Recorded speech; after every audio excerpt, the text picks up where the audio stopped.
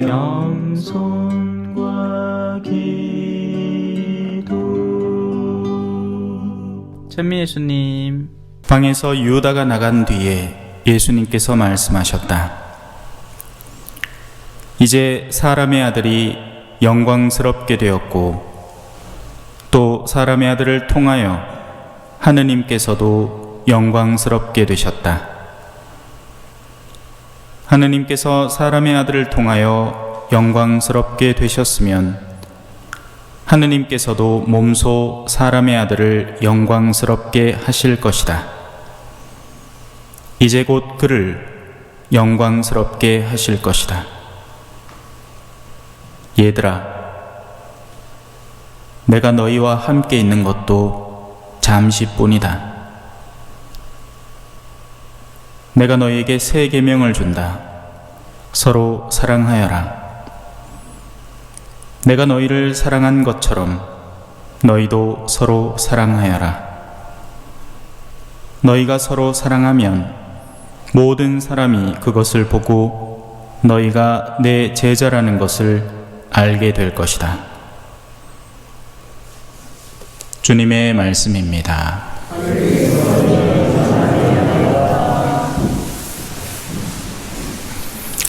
찬미 예수님, 영광에 대해서 좀 살펴보겠습니다.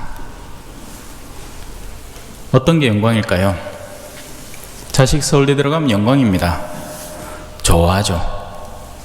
근데 그 자식이 나중에 집에 전화 한 통도 안 하고 찾아오지도 안 하고 또 결정적인 순간에 부모를 요양원에 보내버린 채 거들떠도 안 보면 그게 영광이었나 싶습니다.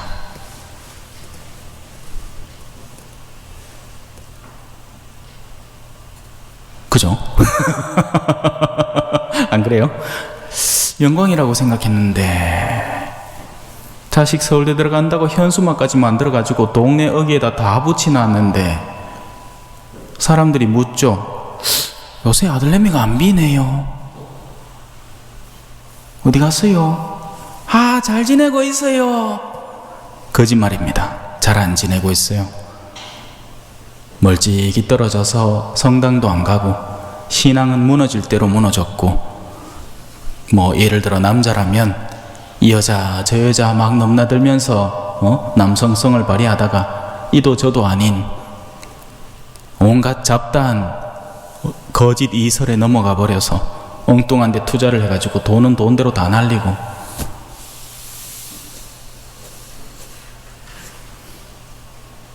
영광은 뭘까요? 오늘 복음에서 영광이 언급되는 자리는 아이러니컬하게도 역설적이게도 유다가 나간 뒤에 예수님께서 말씀하고 계신다는 겁니다. 그 말은 뭐냐면 유다가 나가기 직전까지 예수님은 유다에게 사정사정을 하고 있었어요. 제발 그러지 말아다오. 당신을 위해서가 아니라 유다 그의 영혼을 위해서였습니다. 유다야, 넌 줄 안다. 우리 가운데 한 사람이 나를 배반하려고 한다. 그러면 누가 그 사실을 알겠습니까? 유다가 알겠죠. 실제 다른 제자들은 전혀 눈치채지 못하고 있었습니다. 예수님은 그 정도로 센스 있게 그 배반자만 알아들을 수 있는 말들로 그에게 충고하고 계셨던 겁니다. 자, 그런저런 것들을 다시 반복할 필요는 없고, 무슨 말입니까? 자, 유다가 나갔다는 말은 뭐예요? 최종적으로 마음을 굳히고 이제 예수님을 배신하기로, 배반하기로, 예수님을 팔아 넘기를 작정을 하고 이제 나간 겁니다. 그 어두운 밤에. 그런데 예수님은 그 나가는 유다를 보고 이제 사람의 아들이 영광스럽게 되었고 라고 이야기를 시작하는 겁니다. 그러면 그 영광이라는 건, 지금 예수님이 말하는 영광이라는 건 십자가입니다.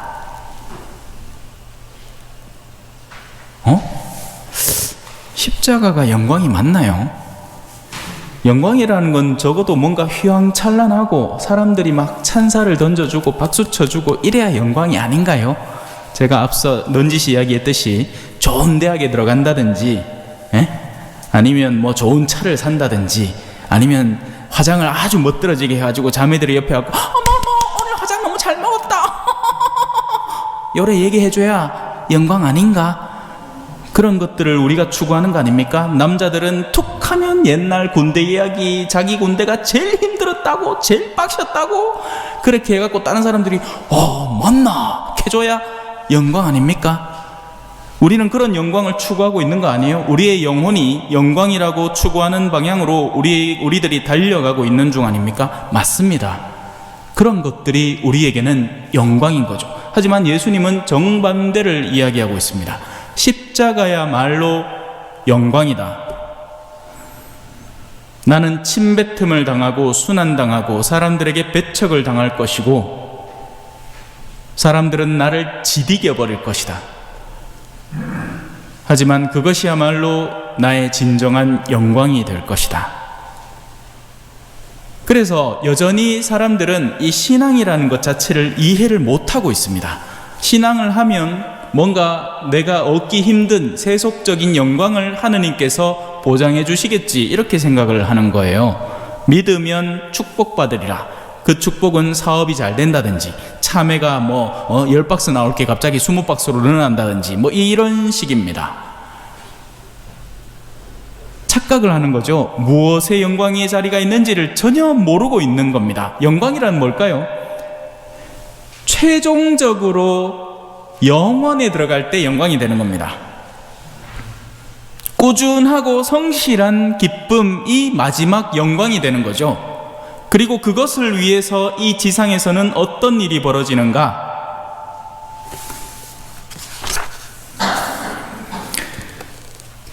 하느님께서 친히 그들의 하느님으로서 그들과 함께 계시고 그들의 눈에서 모든 눈물을 닦아 주실 것이다. 그 말은 뭐예요? 그들은 눈물을 흘려왔다는 얘기예요.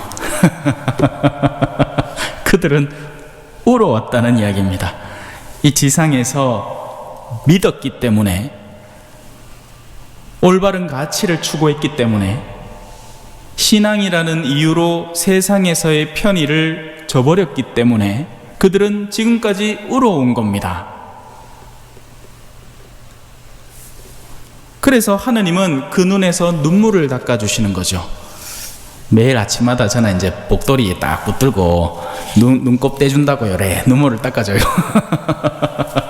마치 그런 모양새로, 아이고 그동안 수고 많았지 요온나, 아이고 그래 인자 고마워도 된다. 인자 네가 원하던 사람하고 같이 아 있나, 걱정하지 마라. 우리 인자 같이 행복하게 지내자.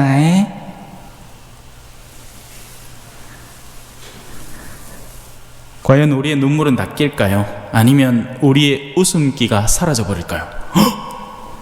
아니, 하늘나라가 이런 곳이었습니까? 저 높이 있는 저 사람은 내 밑에서 일하던 그 외국인 아닙니까?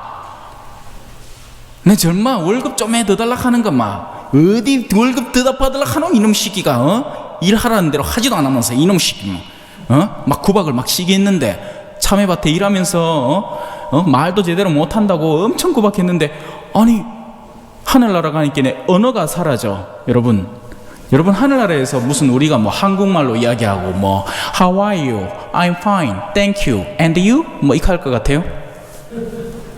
아니란 말입니다. 하늘나라에서는 언어의 장벽이 사라지게 됩니다. 그러면 속내가 이제 드러나게 되는 거죠. 재밌는 거 하나 알려드릴까요?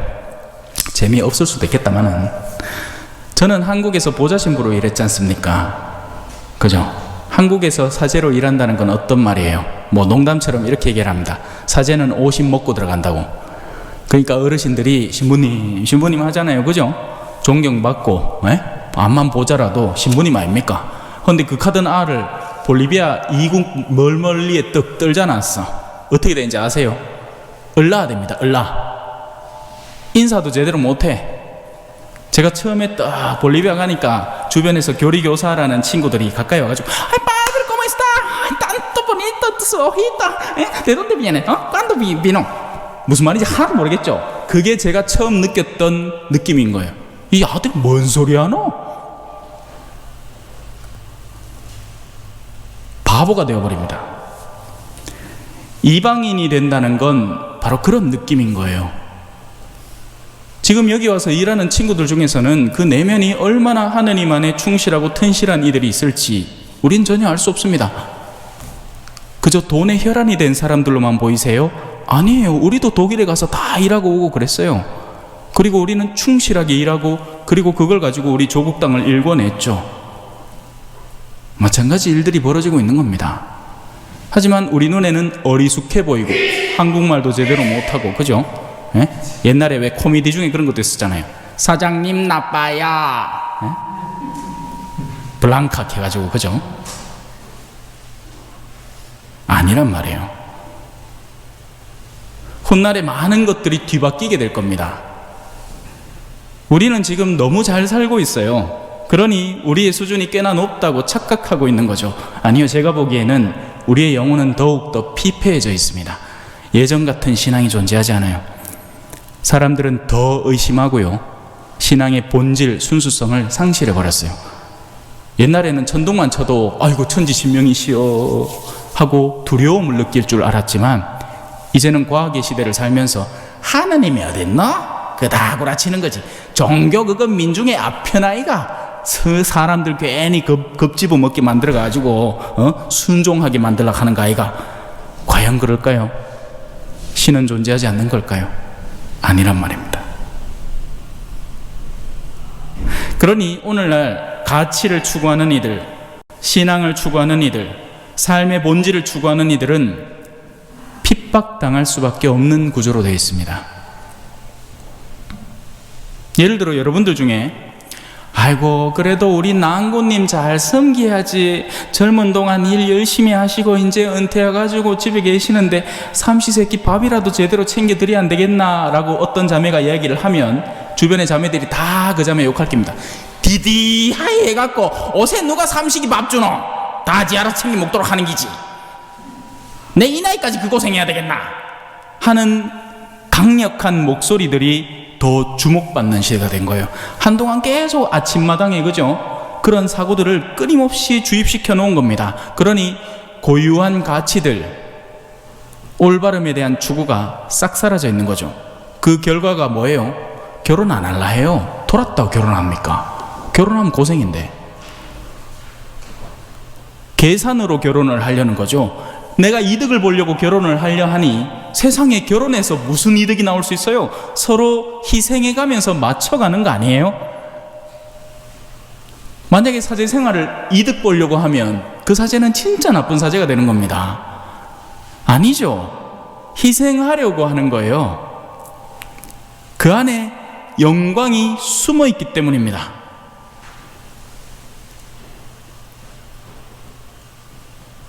흔히 착각을 해요. 신부님은 결혼하기 싫은가 보다. 과연 그럴까요? 아니에요. 큰 착각입니다. 저도 이쁜 아가씨가 좋죠. 왜 실패했어요, 그죠? 자매님들이 꽃 좋아하는 거와 똑같아요. 이쁜 꽃 보면 마음이 빼앗기잖아요. 마찬가지입니다. 가장 올바른 남성이 되어야 가장 올바른 사제직에 봉사할 수 있는 거죠. 여자가 싫어서가 아니라, 속된 말로 고자라서가 아니라, 그보다 더 소중한 가치에 헌신하고자 사제가 되어야 올바른 사제가 되는 겁니다. 그러지 않을 때 기초가 흔들리고 이제 문제가 생기기 시작하는 거죠. 사제에게 일어나는 문제는 그 문제 자체가 문제가 아니에요. 문제 이전에 신앙이 무너지는 데 있는 겁니다. 오늘날 현대의 수많은 성당 안에서 일어나는 문제들도 사실은 원초적으로 비슷하다고 볼 수 있어요.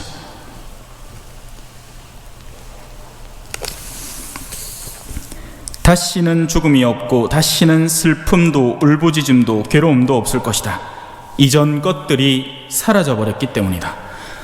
지금 우리는 여전히 이전 것이라고 부를 만한 영역 속에서 살고 있습니다. 그래서 돈 많은 이들이 우대받고, 저 외관에 저런 컨트리 클럽 가갖고 사장님 나이스 샷, 그런 사람들 그거 하고, 그런 사람들을 동경하고, 거기에 막 오만 차들 좋은 것들 막 다 있을 거 아닙니까? 뭐 볼보니 아우디니 마세라티니 뭐 오만 거 그런 것들 막 부러워하고, 이전 것들이 될 것들이에요. 새로운 시대에는 새로운 하늘과 새로운 땅이 생겨날 것인데, 그때는 이전 것들 가운데에서 그다지 인정받지 못해서 슬퍼하던 이들, 말 그대로 죽음을 겪고 슬픔을 겪고 울부짖고 괴로워하던 이들이 오히려 승승장구하게 될 겁니다. 선한 마음을 지녔던 이들. 자, 다시 복음으로 돌아와서요. 영광이라는 게 주제입니다. 그래서 세속적 영광이 사실은 영광이 아니라는 것, 그건 이전 세대에 속한, 이전 시대에 속한 영광에 불과하다는 것, 그건 지나가 버릴 것이라는 거죠.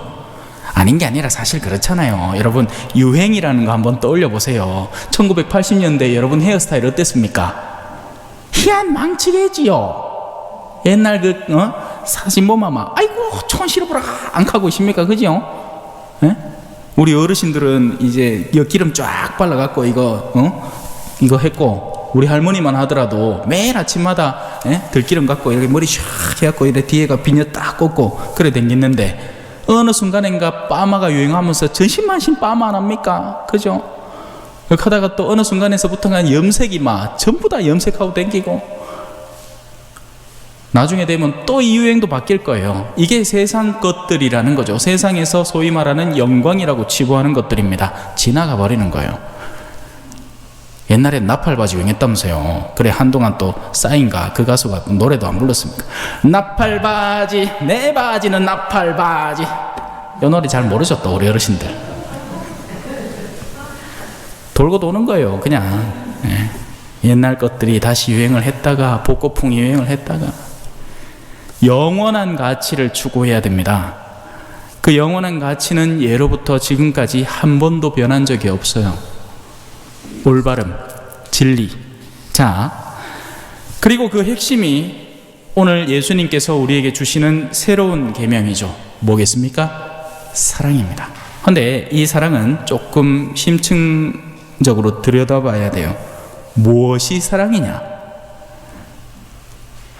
그냥 다 좋다고 해주는 게 사랑일까요? 아니겠죠. 우리 아가 마약한다는데 그래 나는 니를 사랑하니까 니 원하는 대로 마음껏 해. 이게 사랑입니까? 아니죠. 오늘따라 마이크 감도가 와 이래 좋노? 그죠? 역시 막 쨍한 느낌이다. 그건 사랑이 아니에요. 그건 방치고 무관심이죠. 사랑은 올바른 가치를 심고 그릇된 것에서 해방시켜주는 두 가지 영역이 동시에 존재하는 겁니다. 뉘우치는 죄인은 사랑으로 끌어안고, 뉘우침이 없고 교만한 이들에게는 그에 합당한 가르침을 전해주는 것이 사랑의 본질적인 모습이라고요. 그래서 예수님은 성전에서 장사하는 이들을 채찍을 들고 쫓아내기도 하셨어요. 사실 얼마 전에 성당에, 그 전까지만 하더라도 성당 앞에 차를 대고 옷을 팔던 사람이었는데 어느 순간인가 갑자기 성당 안에 차를 뚝 대고 거기서 장사를 시작하는 겁니다. 그래서 제가 강세에 데리고 산책 나가다가 여기서 장사하시면 안 됩니다. 여기는 성전이에요. 여기는 사람들이 기도하러 오는 곳입니다. 해가 밖으로 내보내십니다. 그냥 가만히 뒀어야 될까요? 그 사람들은 저를 욕하겠죠. 아따 그 티기 까탈스럽네 그놈의 신부요. 하지만 저는 해야 할 일을 해야만 했습니다. 사람들이 낮 동안에 차를 대는 것까지는 어쩌겠습니까? 심지어는 요 앞에 참회휴게소 일하는 분들도 차를 대더라고요. 뭐 신자분들이 이용하지 않는 시간이니까 어쩌겠습니까마는, 헌데 그 안에서 장사까지 시작하는 건 여기까지는 선을 넘은 거죠.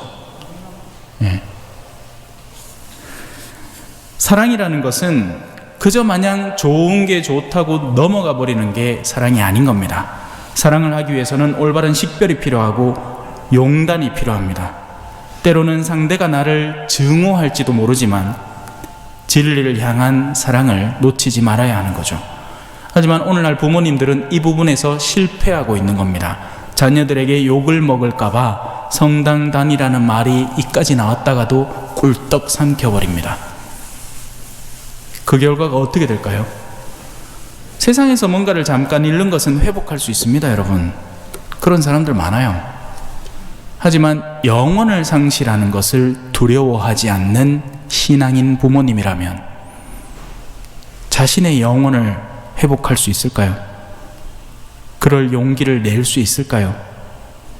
정작 자신에게서 영혼이 멀어지고 있는데 그것을 거머쥘 용기가 있을까요? 성찰 잘 해보셔야 됩니다. 코로나라는 수많은 핑계들이 오늘날 수많은 이들을 성당에서 멀어지게 만들어버렸죠. 하지만 저는 그렇게 생각하지는 않습니다. 원래 약했던 이들이 그걸 견디지 못하고 잠깐 떨어졌을 뿐인 거죠. 그리고 돌아오는 사람은 돌아오고요. 베드로도 그랬습니다. 예수님을 3번 부인했죠. 하지만 돌아왔잖아요. 그럼 됐어요. 그러나 수많은 이들은 이참에 쉬어보니까 좋거든요. 쉬니까 안 좋습디다. 안 그래요? 에? 저도 휴가 갖고 평일미사 안 하면 얼마나 좋은지 몰라. 편안해. 한번 안 하기 시작하면요 버릇이 들기 시작합니다. 헌데 자신이 무엇을 잃고 있는지 전혀 감을 못 잡고 있는 거죠. 그저 성당을 멀어져서 가기 귀찮아하던 무언가에서 멀어져 버리고 있는 게 아니에요. 성당에서는 수많은 가르침이 있고요. 예수님과의 만남이 존재합니다. 몸이 밥을 안 먹으면 그냥 잠깐 나약해질 뿐이지만 영혼이 밥을 안 먹으면요 그때부터는 수많은 유혹들이 그 자리를 차지합니다. 질량 보존의 법칙 아시죠? 질량은 변하지 않거든요. 영적 욕구의 법칙도 사실은 마찬가지입니다. 우리가 한 곳에 마음을 덜 두는 만큼 그 영혼의 곳간이 비워져 있는 게 아니라 더한 세속적 욕구로 차오르기 시작하는 거죠.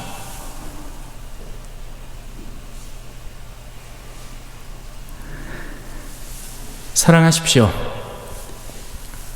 올바른 영광을 추구하고 그 안에서 진실한 사랑을 하십시오. 좋은 게 좋은 것뿐인 사랑이 아니라 강단 있고 용기 있는 사랑을 하십시오. 해야만 하는 사랑이라면 반드시 사랑하시기 바랍니다.